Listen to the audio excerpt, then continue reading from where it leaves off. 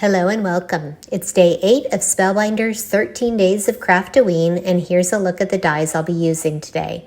I'll only be showing one make today instead of the usual 3, but hopefully in a future video I'll be able to show the other 2. Okay, here's my make. So going along with the mug theme, I decided that I wanted to do a little hot chocolate packet. And I didn't want to give them just the, the ones that slide in. You may have seen them before. Hot chocolate packet. And then people put, I don't know what they put in. Maybe they put other things. Maybe they don't. Maybe they just put the packets. But I was thinking like of having a little station on their counter where they could invite friends over, have some hot chocolate, some little cookies and things, and have the marshmallows in there. So this is what I made. So this is the cup, the skeleton cup that comes in it, and it's got this little cute little hot chocolate with the swirls. I put some white pen along there so you could kind of see it a little bit more. The marshmallows I cut down so that you could see more of the chocolate. I did the cute little gravestone that says SIP instead of rest in peace, it's sip in peace. Or as my husband says, slurp in peace. And then here's a little candy stick or something. And then I don't know if you can see this, but there's because it kind of blends into the background, but this is a little bat there. I'm going to hold it up and see if you can see that right there. So, and then the little ghosts. I used some of my frame dies to frame it out, and I'll show you in a bit. I'll describe how I made this box, but okay, so what's inside, and then the stamp set here is Cheers to Spooky Sips, which is so cute. And I just put it on a stick that I had.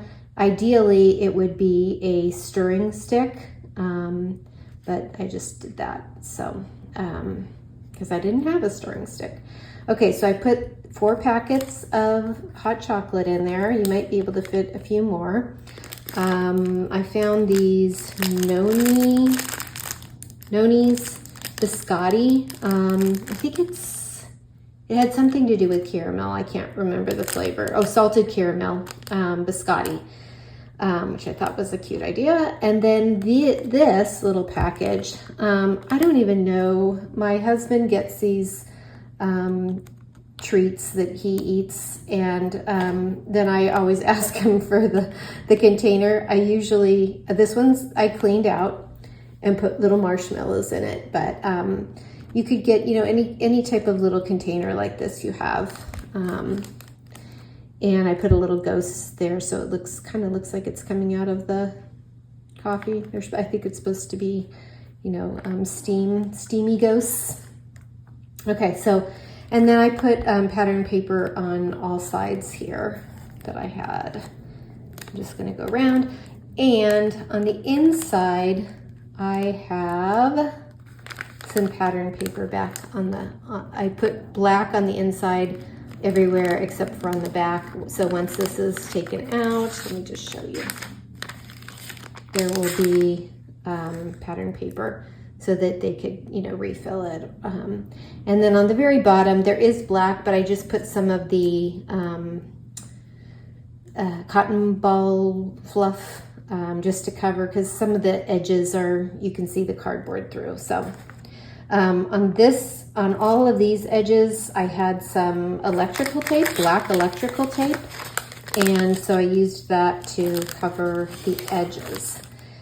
So, okay, so how did I make the box? If you're interested, stick around. Otherwise, I hope you come back tomorrow to see what I make for that day. So this is, let me show you what I took. I had a cereal box. I used Heritage Flakes. Use whatever you have. And I took it apart and cut it in half. Now, this isn't the size I used. I actually cut the other half down even further. So what my box ended up being was 4 inches tall, so 4 inches here, and it was about 6 1/4 wide. And that worked out well. I wanted it to be 4 inches because then I could make the most of my pattern paper. I could cut it 3 slices of 4, because I have a 12 by 12.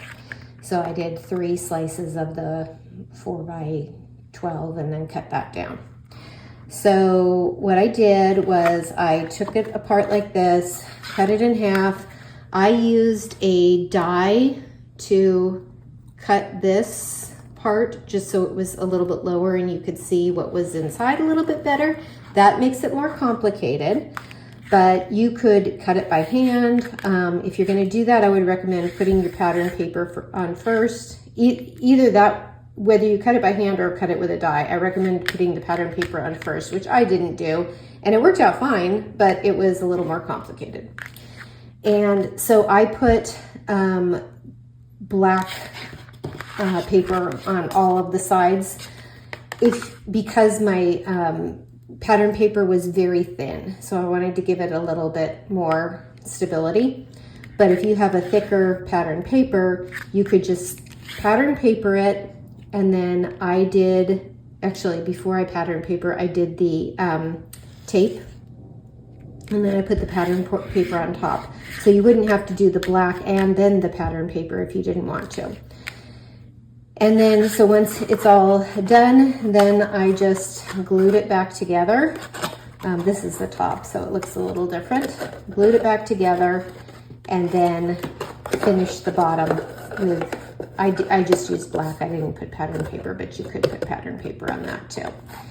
So it's all covered and you've got your swoop down if you want that.